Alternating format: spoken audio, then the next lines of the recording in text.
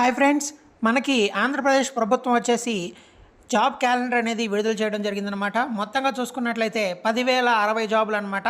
ఇవి 4 ఫేజుల్లో నోటిఫికేషన్ అనేది రిలీజ్ కాబోతుందన్నమాట. మనకి ఫస్ట్ ఫేజ్లో చూసుకున్నట్లయితే మే 15న ఒక నోటిఫికేషన్ వస్తుంది. సో 1,500 జాబ్స్ అనమాట, హైయర్ ఎడ్యుకేషన్ సంబంధించి లెక్చరర్ జాబ్స్. తర్వాత ఆగస్టు 15 మనకి 25 రకాల నోటిఫికేషన్స్ అనేవి వస్తాయన్నమాట. మొత్తం 3,797 జాబ్స్ అనమాట. అందులో గ్రూప్ 1 91 ఉన్నాయి. హోమ్ డిపార్ట్మెంట్ అంటే ఎస్ఐ కానిస్టేబుల్ అనమాట, అవి 2,778 ఉన్నాయి. వెల్ఫేర్ డిపార్ట్మెంట్ 259 ఉన్నాయి. మిగతావి చూసుకున్నట్లయితే మొత్తం కలిపి 3,797 జాబ్స్ అనమాట.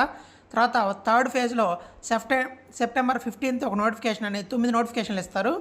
అందులో మనకి 1,759 జాబ్స్ ఉన్నాయి. అందులో గ్రూప్ 2 వచ్చేసి 750 జాబ్స్, ఇంజనీర్స్ ఒక 503, mines 47, probation and excise constables 409 ఉన్నాయి. సో ఏఎంవి అంటే అసిస్టెంట్ మోటార్ వెహికల్ ఇన్స్పెక్టర్ అనుకుంటా, అది ఒక 50 ఉన్నాయి. మొత్తం కలిపితే 1,759. తర్వాత చూసుకున్నట్లయితే అక్టోబర్ 15న మనకి 6 రకాల నోటిఫికేషన్లు వస్తున్నాయి. 3,004 జాబ్స్ అనమాట. డిఎస్సి వచ్చేసి 2,530 జాబ్స్ ఉంటాయి.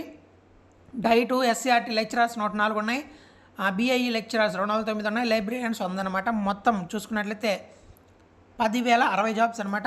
సో డీటెయిల్గా చూసుకున్నట్లయితే ఏ రోజు మనకి నోటిఫికేషన్ వస్తుంది, అదేవిధంగా డిపార్ట్మెంట్ ఏంటి, ఎన్ని వేకెన్సీస్ ఉన్నాయి, ఎవరు రిక్రూట్ చేస్తారనేది డీటెయిల్గా ఇవ్వడం జరిగిందనమాట. సో మీరు ఒకసారి దీన్ని చెక్ చేయండి.